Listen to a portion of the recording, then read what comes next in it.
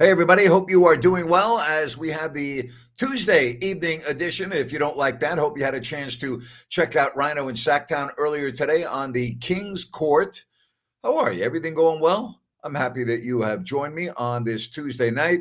How about the Detroit Lions last night? Wow. How about the Lions dominating the line of scrimmage? How about the Giants going to Jackson Dart? Woof. Good luck against that Chargers defense. Their defense is really, really good. They've only allowed 50 points total through 3 games. So we'll see. I don't think it's going to matter. I don't think the Giants are going to do very well against the Chargers on Sunday, but it is the NFL. And, well, that's why you play the games, right? So, anyway, we've got a lot to talk about. Baseball, the final week of the regular season, and the Ryder Cup. Hope you had a chance to listen to my interview earlier today with Steve Sands from NBC Sports and the Golf Channel as the Ryder Cup gets underway. Long Island, New York, Bethpage State Park. I grew up not too far from there. Special memories at Bethpage State Park. So we've got these things we can talk about. Hit me up on the chat line or give me a call.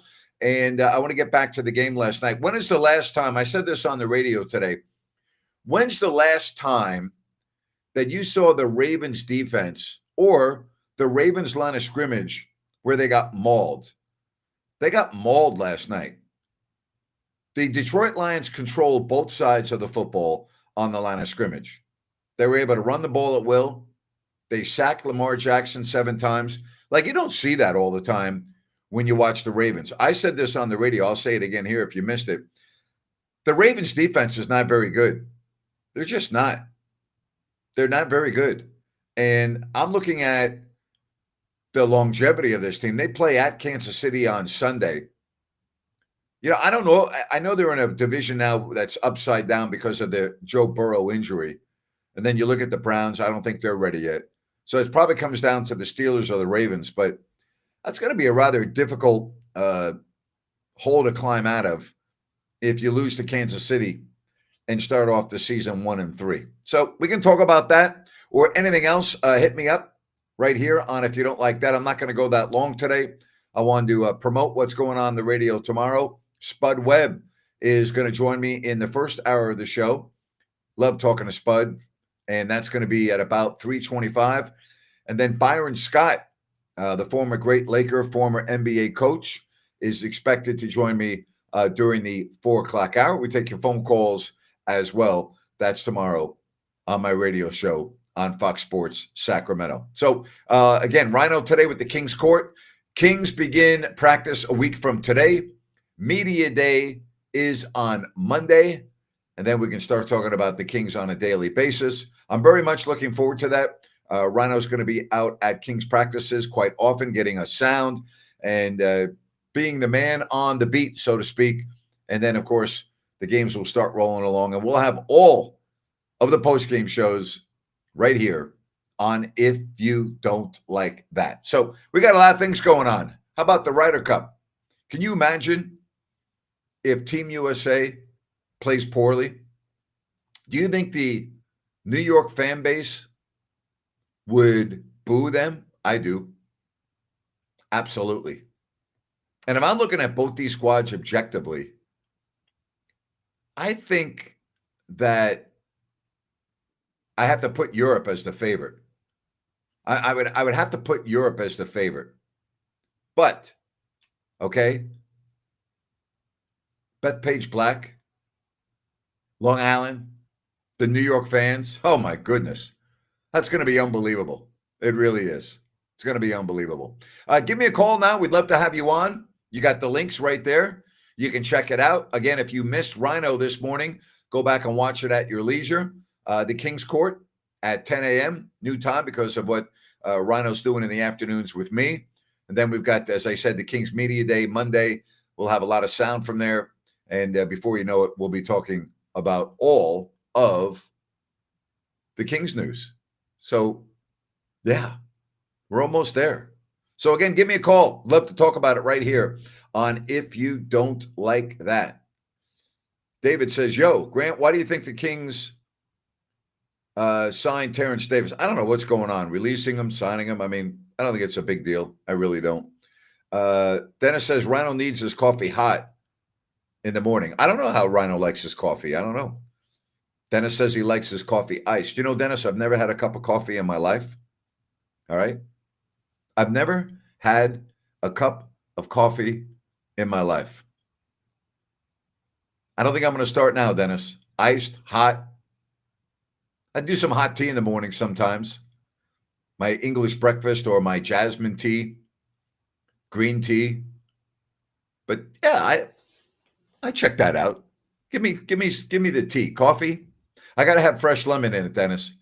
Got to squeeze the lemon in my tea or else I'm not going to have it. You know? Dennis says TD signed a 10-day contract. I did Rhino called up by saying just another body for practice. Yeah, I mean, it's not even worth talking about. You know? It's really not. It's not worth talking about.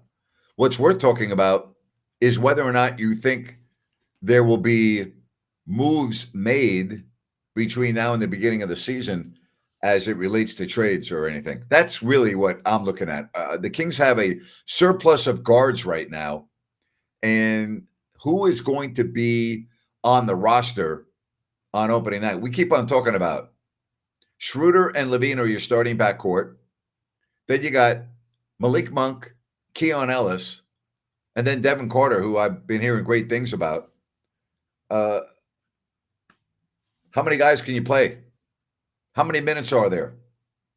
Monk needs his minutes. Keon Ellis needs his minutes. We know LaVine likes playing a lot of minutes. Schroeder's your natural point guard. I'm not really sure. You know, I'm not sure how that's going to work out. I'm really not. That's it's going to be very interesting to see how all of that unfolds during training camp, but I'm really not sure how that's going to work out. I do know how it's going to work out when you call New Works Plumbing and you have a plumbing issue. I know how that's going to go. All right. Call 713-1010, newworksplumbing.com, water heaters, water line repair, sewer repair, water filtration, gas lines. It's all there for you at New Works Plumbing. They've got a fix for you. What else you want to talk about? All right. Westbrook is not signed yet. Well, why do you think that is? That's exactly right. What does that tell me? That tells me that nobody wants him. That's what it tells me. That tells me that the rumors about Russell Westbrook coming to Sacramento made no sense, still make no sense. And why would you want him? Especially the Kings. Why would you want Russell Westbrook? Now, could it still happen? I guess it could. But why would you sign Russell Westbrook? Seriously. If you look at injuries, like the Heat had one and now Houston, does Scott Perry pick up the phone? Well, what do the Kings have that Houston would want? What do the Kings have that Miami would want? I don't see how that works. I really don't. I mean, Devin Carter doesn't have a lot of tradability. And he's not a guy you just like say step in, and he's not a natural point anyway. Hero's going to only miss 8 weeks. That includes the preseason, so that's not a big deal. Houston is going to have to figure it out. All right? Houston is going to have to figure it out. So, you know, we'll see. The fact that the Kings have one open roster spot doesn't mean Russell Westbrook's coming. And again, why would you want Westbrook? What's he going to do for you? Doesn't make sense to me. We already have too many guards. Doesn't make sense. I know you're not an MLB guy, but what the Cleveland Guardians are doing now tonight against Scuba was amazing, or something. It's a heck of a race going on with Cleveland and Detroit. I didn't even see the score. Give me the score there. Let me look it up. All right? Let me look it up. Because, you know, the final week of the season, at least there's something to check out. Boy, Seattle just went into Houston and dismantled them, didn't they? They were like, wow, I was surprised by that. I didn't think that was going to happen. Let's see here. All right, MLB. Let me see the scores. All right. Let's see what we got here. You a Tribe fan? You rooting for that? I don't even see the score. Yeah, Tigers and Guardians tomorrow. Am I missing something? I don't even see the score. Did they play tomorrow? Let me see the schedule here. Shows you I'm not really following Major League Baseball. I find it to be so freaking boring. I really do. I'm sorry. I find it to be so boring. I really do. Cleveland 5, Detroit 2. I didn't see the game. Let me see the standings now. That's a good race. Now they're tied at 85 and 72. How about the Detroit losing 7 in a row? That's unbelievable to me. I say John Gruden is not a great coach, but he's a Super Bowl winner. So is Barry Switzer with the Cowboys. John Gruden inherited a Super Bowl team from Tony Dungy. He's not a great coach. I don't even think he's even a good coach. I think he's an excellent coordinator, but I would never have him as a head coach. All right, let's get to Corn Dog right here on If You Don't Like That. What's up, buddy? What's up, man? All right, get right off the get-go. You taking Oregon or Penn State? I'm going with the Ducks. Oh, okay. All right. They are a tough team, and you know what? I've yet to see them lose in the Big Ten since they've moved over. Okay. Regular season, obviously the playoff they lost to Ohio State, but regular season to the Big Ten championship, they went undefeated. You know, they proved they can hang with the best of them, and I think Dan Lanning's going to have them ready to make a statement. Okay, what about Alabama hosting Georgia? Who are you taking? It's hard to beat Georgia at Georgia. No, it's at Alabama. Isn't it? Maybe I'm bad. I thought it was in Tuscaloosa. If I'm wrong, I apologize. No, because last year's was in Tuscaloosa, the Ryan Williams. My bad. Yeah. I'm sorry. All right. Sorry, you got it. No problem. Yeah. It's just they have the longest home winning streak in college football. Yeah. It's just a really tough place to beat such a well-coached team. Yeah. I'm just gonna have to roll with the Dogs on that one.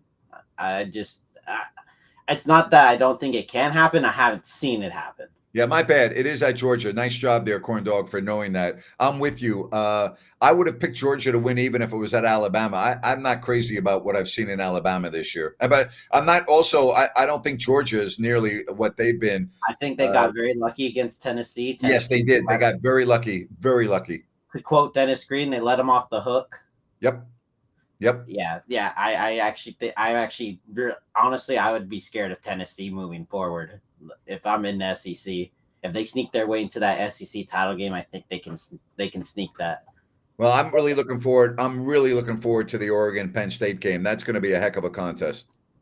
I'm also really looking forward to the Magnolia Bowl at noon, the LSU Ole Miss game. Yep. That's going to be really good.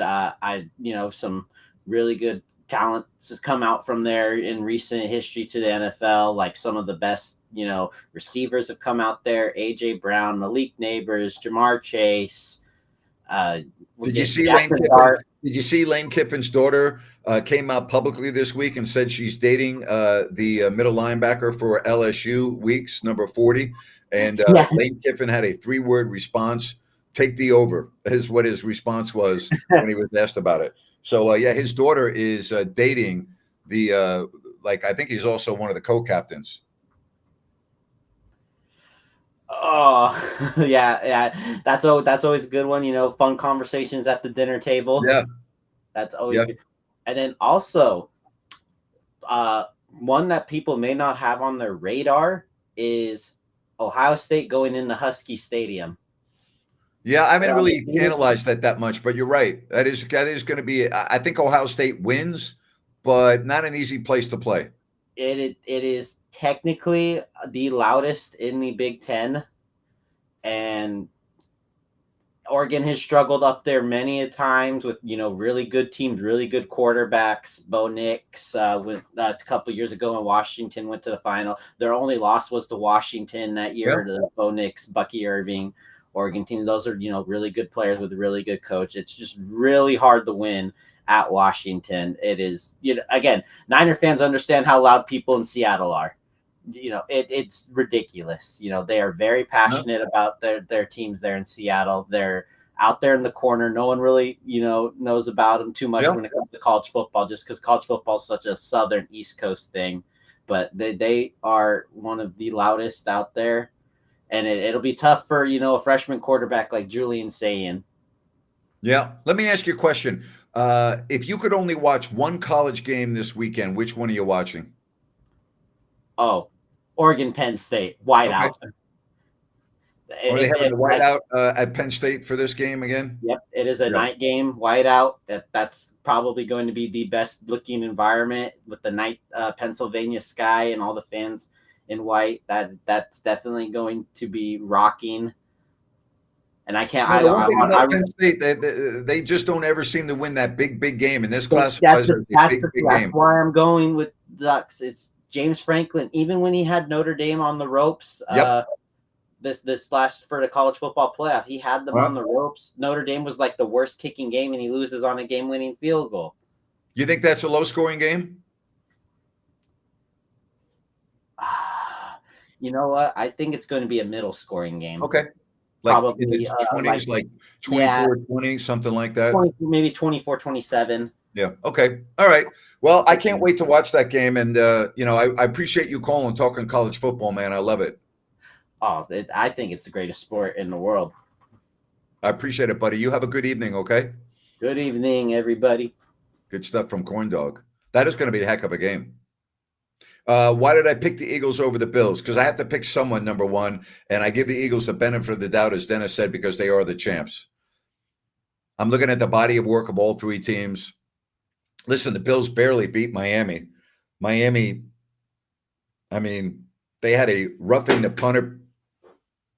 They had a roughing the punter penalty, okay? I think the cat just knocked off something here on the table. They had a roughing the punter penalty that was huge. And that really opened up the door for Buffalo.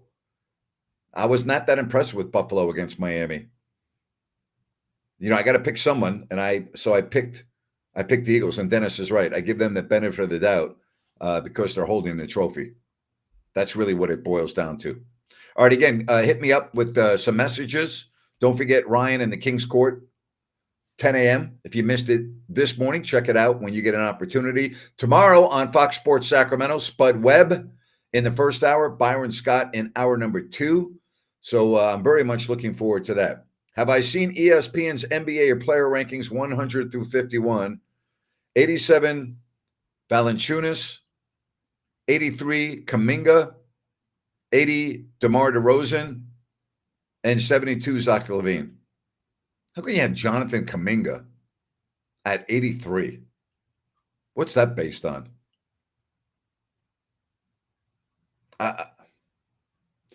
Flores, did you watch the game? Did you watch the game between Miami and Buffalo? You obviously didn't watch the game. Because if you watched the game, you would understand that the game was much, much closer than the 10-score point differential would indicate. It was a very close game. Okay? Halfway through the fourth quarter, the game was tied. Hello? The game was tied. Okay? It was a very close game. Actually, if you want to be objective about this, Miami outplayed Buffalo and had them on the ropes. And again, a roughing the passer or a roughing the punter penalty gave Buffalo a first down, gave him a short field, and then on the ensuing possession, Tua made his worst throw of the night that they turned in the 3 points. The game was much closer, much closer. So yes, 10 points is barely. That's correct. Anyway, the rankings to me are stupid. Seriously, stupid. It's just ridiculous. I mean, it's a point of conversation, Peter. I would agree with you, but who does this stuff? Seriously. Who's on the hot seat? Brian Dable's on the hot seat. Mike McDaniel's on the hot seat. Those two jump right off the page at me, clearly. Those two. I would probably go Dable 1, McDaniel 2, because of the markets they're in. Nobody cares about the Dolphins of Miami. Nobody. In New York, it's front page news every single day. So there's more pressure on Dable than there is on McDaniel. Because again, in Miami, no one cares about the Dolphins. That's why. Nando, if you're watching, I'm sorry, but that's the truth. Nando does the Miami Sports Vibe podcast. No one even talks about the Dolphins of Miami. Seriously. They can't even get the stadium full. Again, there's a very simple reason for that. Most of the people that are sports fans of Miami aren't from Miami. They're not from Florida. So it's a different vibe in Florida. I know, I live there, and I'm like, I know South Florida very well. Same with the Miami Heat. The only reason that fans go to the Miami Heat is to be seen when they're good. When the Miami Heat aren't winning, nobody goes to the games. Nobody cares. No one even talks about them, you know? What's up, Dorian? The new baseball challenge seems interesting. It seems like more challenges are being added to pro sports. Do you think it's because of officiating being subpar or improvement of the game? No, you know what I think it is? I think it's 100% tied to gambling. That's what I think. I think they're trying to make it as clean as possible to prevent the perception that games are fixed or whatever because of gambling. All right? That's what I think. Pete Carroll will not be on the hot seat soon with one. What kind of stupid? Oh my God. Flores, you normally come at me with good stuff, but today you must have got hit on the head before you did the show today. You must have got hit hard on the head or something. Good Lord. Seriously. Like, what are you thinking about? What are you thinking about? Niners need Bradley Chubb. No, the Niners don't need Bradley Chubb. No, they don't. Well, okay. You know what? Maybe you're half right. What are you gonna give up to get him? Let me ask you that, Dennis. Let me ask you that. And you know what? Now that I think about it, you might be right. They might be able to use him. What do you give up to give him, Dennis? All right. What do you think? Let me know. Now that I think about it, you might be more on target than me on that. You might be right. You're right when you go to Bennett's because you're going to get prime seafood and steaks. It's great. The West Side Grill in Rockland, Sacramento, Roseville, and again, the beautiful location in Rockland. Go to Bennett'sRestaurants.com. Check out their full menu. Don't forget about their weekend brunch. It is outstanding. Bennett's prime seafood and steaks. Give me that prime New York medium, please. Oh, I love it. I love it. And again, whether it's Sacramento, Roseville, or the West Side Grill, check out Bennett'sRestaurants.com. And maybe I'll see you out there one time. We had a lot of fun out there 2 weeks ago on Thursday Night Football. What do you think, Dennis? What are you going to give up to get Bradley Chubb? What do you think? I'll give you. I got a surplus of players on the Giants. I'll trade you Kayvon Thibodeau right now. You can take him. Give me some sourdough bread. Playoffs. And he stays with the team as like a first and the second. Otherwise, it's just a first.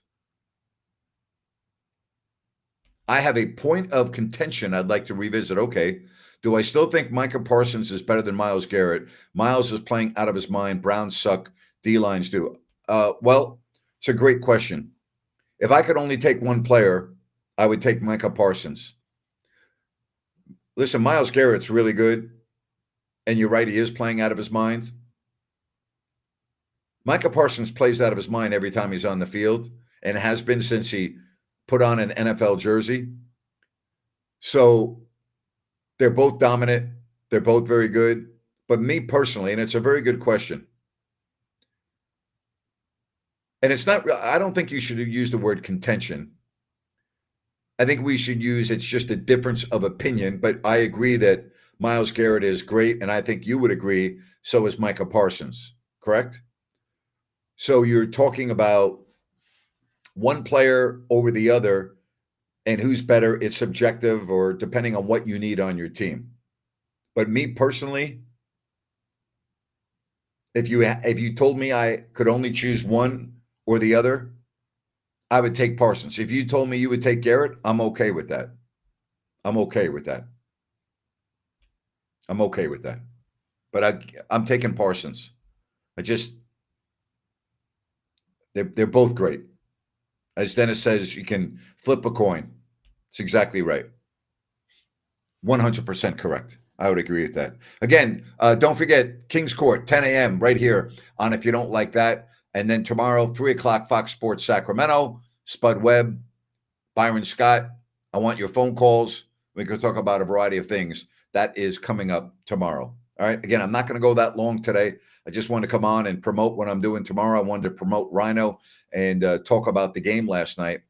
Do you agree with me that the Baltimore Ravens defense looks like a defense that I don't know the last time I saw a Ravens defense look this bad, and a defense that got completely controlled up front? I heard that Dallas will not do a tribute for Parsons when they play Sunday. Do I think they should? No, I don't think they should. Tributes to me are, he played there, 3 years? Why would I do a tribute? Is having Ron Adive's daughter and the drama in Stockton a smaller insight into the bigger overall issues and decisions with ownership, or is this an untouchable topic? It's not untouchable at all. I've talked about it on the radio show. It's very much touchable. Yes, it is a indicator of how messed up things are. So it is a big issue. No doubt about it. No doubt about it. Can I check back during the season and see if you will take Micah over Myles? You can check back anytime you want. I'm not going anywhere.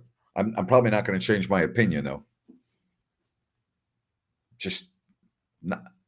I like a guy that plays all over the place without his hand in the ground. His speed, his ability to get around the edge, his ability to go through people. Again, Myles Garrett's tremendous, but I still like Micah Parsons. So you can check back anytime you want. There's no right or wrong answer to this, by the way. It's just subjective. So you can check back all you want, but what does that mean? Doesn't mean I'm going to be right or you're going to be right. We acknowledge they're both really, really, really good. And I like Parsons and you like Garrett. I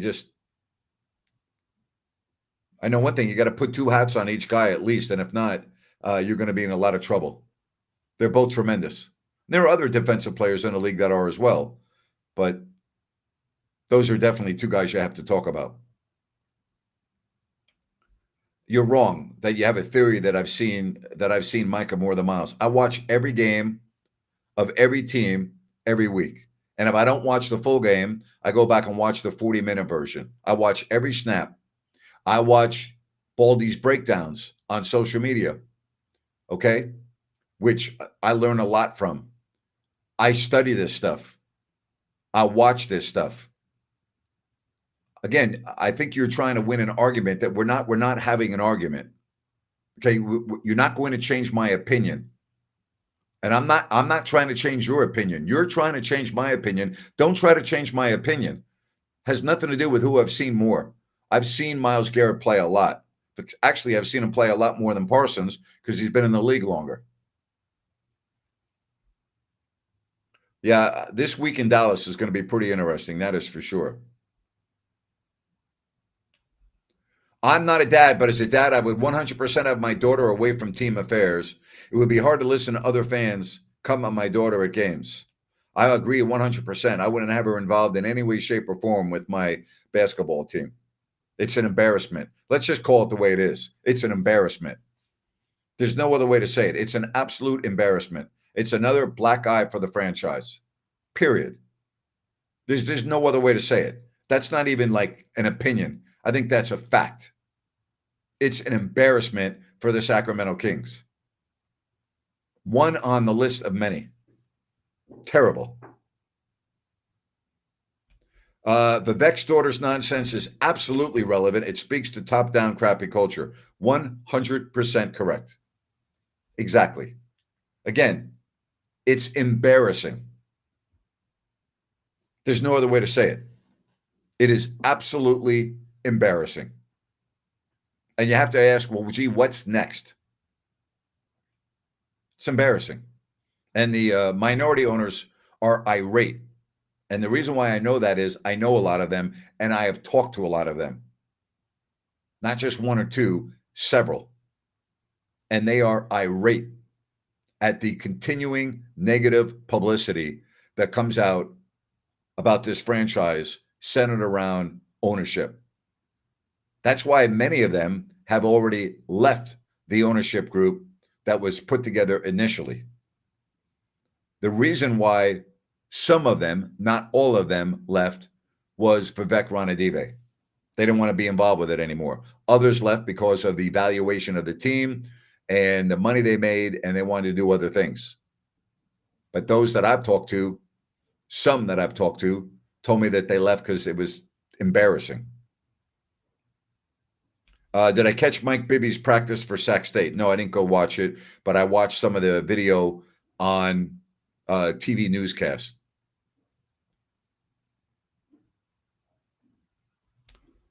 I love seeing Scott Pollard at Sac State. When was Scott Pollard at Sac State? What are you talking about? Scott Pollard is in Indianapolis, Carmel, Indiana. Kings might have temporary winning seasons in the future, but this franchise doesn't change unless the owner does. Agreed. Having an incompetent billionaire at the helm is a kiss of death for fans. Well, first of all, Vivek is not a billionaire. That's number one. So the amount of money that they have, that's irrelevant to whether a franchise is going to be good or not.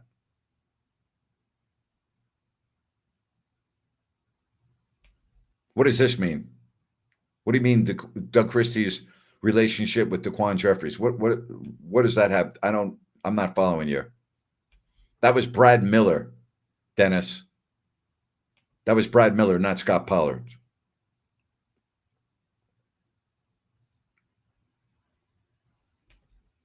Sorry, Grant, I meant at the practice with Mike Bibby. Oh, no problem. But that was Brad Miller, Dennis. That was not Scott Pollard. Thank you for that, Dorian. Appreciate it.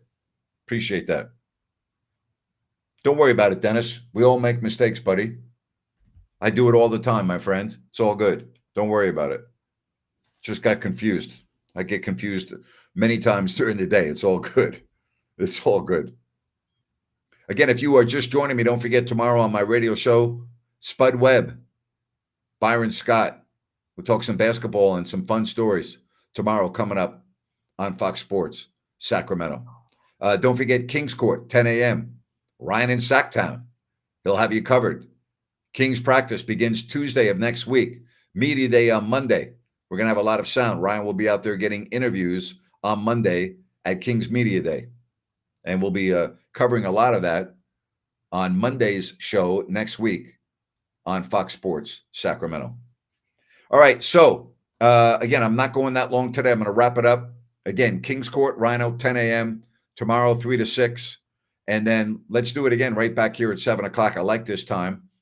Gives me an hour to get something to eat, kind of calm down after I get off the radio, and we can do that. Love the Fox radio app. Able to listen to the show here in Dubai. How is Dubai? I've been there once and I loved it. And thank you, David. I really appreciate that. I really appreciate that. Thank you very much. If Vivek owns 20% of the Kings, he's a billionaire on the team alone, let alone other assets. No, he's not. Okay? And first of all, being a billionaire on paper is different than being a billionaire. I mean, the valuation of a team and how much money you've made does not become like until you sell your shares of it. And by the way, the Kings are not worth $5 billion. Like, where do you come up with your valuation? Like, what are you thinking? Like, you're wrong there. You're way off, way off, way off. All right, tomorrow, 3:00, 10 a.m. here with Rhino. Thank you very much. We'll talk to you soon, whether it's on Fox Sports Sacramento or here on If You Don't Like That. Talk to you soon. Bye-bye, everybody.